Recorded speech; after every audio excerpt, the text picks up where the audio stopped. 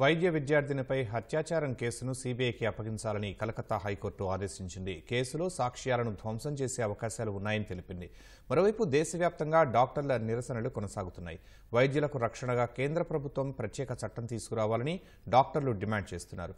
డాక్టర్ల సమ్మె కారణంగా అనేక ఆసుపత్రుల్లో శస్త్రచికిత్సలు నిలిచిపోయాయి.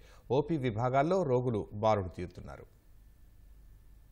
31 ఏళ్ల వైద్య విద్యార్థినిపై అత్యాచారం కేసు విచారణను కేంద్ర దర్యాప్తు సంస్థ సీబీఐకి అప్పగిస్తూ కలకత్తా హైకోర్టు ఆదేశాలు జారీ చేసింది. ఈ కేసులో సాక్ష్యాలను తారుమారు చేసే అవకాశం ఉన్నందున సమయం వృధా చేయకుండా సీబీఐకి అప్పగించాలని స్పష్టం చేసింది. ఈ కేసుకు సంబంధించి అన్ని పత్రాలను బుధవారం ఉదయం 10 గంటలలోపు సీబీఐకి అప్పగించాలని పోలీసులను హైకోర్టు ఆదేశించింది. 5 రోజులైనా ఇప్పటికీ ఈ కేసును పోలీసులు కొలిక్కి తీసుకురాలేకపోయారని పేర్కొంది. ఘటన పట్ల ఆసుపత్రి పరిపాలనా యంత్రాంగం ప్రతిస్పందనలో లోపభూయిష్టంగా ఉందంది. ఆర్జీకార్ ఆసుపత్రి ప్రిన్సిపల్ సందీప్ ఘోష్ రాజీనామా చేసిన వెంటనే ఆయనకు కలకత్తా నేషనల్ వైద్య కళాశాల ప్రిన్సిపల్ పోస్టింగ్ ఎందుకు ఇచ్చారని ప్రభుత్వాన్ని నిలదీసింది. ఆయన్ని విధుల నుంచి తప్పించి సెలవుపై పంపాలని ఆదేశించింది. కేసును సీబీఐకి బదిలీ చేయాలన్న కోర్టు ఆదేశాలపై వైద్యులు సంతృప్తి వ్యక్తం చేశారు.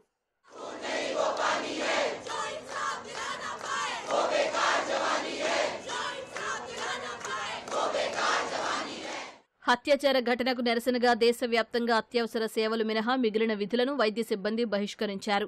ఈ మేరకు కేంద్ర ఆరోగ్య మంత్రి జేపీ నడ్డాకు రాసిన లేఖలో కోల్కతా ఘటనను చరిత్రలో దారుణ ఘటనగా federation of resident doctors association FORDA తెలిపింది.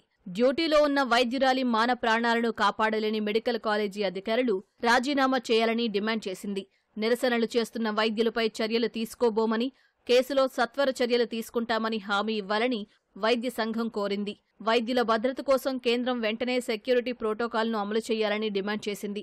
వైద్యులపై హింసను అరికట్టేందుకు ఆసుపత్రుల్ని సేఫ్ జోన్లుగా ప్రకటించాలని ఐఎంఏ నడ్డాకు లేఖ రాసింది.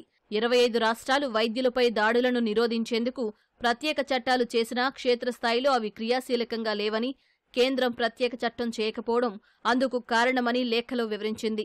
సమ్మె కారణంగా ఢిల్లీ ఎయిమ్స్లో రోజువారీ శస్త్రచికిత్సలు 80%, కొత్త అడ్మిషన్లు 35% తగ్గాయి.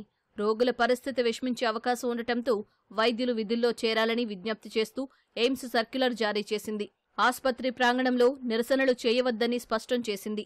కోల్కతా రోగులు చికిత్సకు దూరమై అవస్థలు పడుతున్నారు. అవుట్ పేషెంట్ విభాగంలో రోగులు బారులు తీరారు. బెంగాల్ ప్రభుత్వం సీనియర్ వైద్యుల సెలవులను రద్దు చేసింది. లక్నవూ కింగ్ జార్జ్ మెడికల్ యూనివర్సిటీలో ఓపీడీ విధులను నిలిపివేయగా రోగులు, వారి బంధువులు వైద్యం అందించాలంటూ ఓపీడీ తలుపులను బాదుతూ వేడుకుంటున్నారు.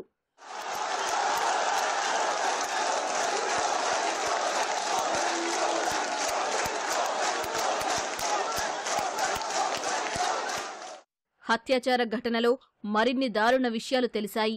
నిందితుడి నుంచి తప్పించుకునే యత్నంలో జరిగిన పెనుగులాటలో ఆమె గొంతు భాగంలోని థైరాయిడ్ కార్టిలేజ్ విరిగిందని పోస్టుమార్టంలో వెల్లడైంది. ఆగస్టు 9న తెల్లవారుజామున 3 నుంచి 5 గంటల మధ్యలో ఘటన జరిగినట్లు సమాచారం. ఉదరం, పెదాలు, వేళ్లు, ఎడమ కాలుకు గాయాలున్నాయని, కేకలు వినిపించకుండా ఆమె తలను గోడకు అదిమిపట్టి ముక్కు, నోరు మూసివేసినట్లు వెల్లడైంది. ఆమె ముఖమంతా గోటి గాయాలున్నాయి.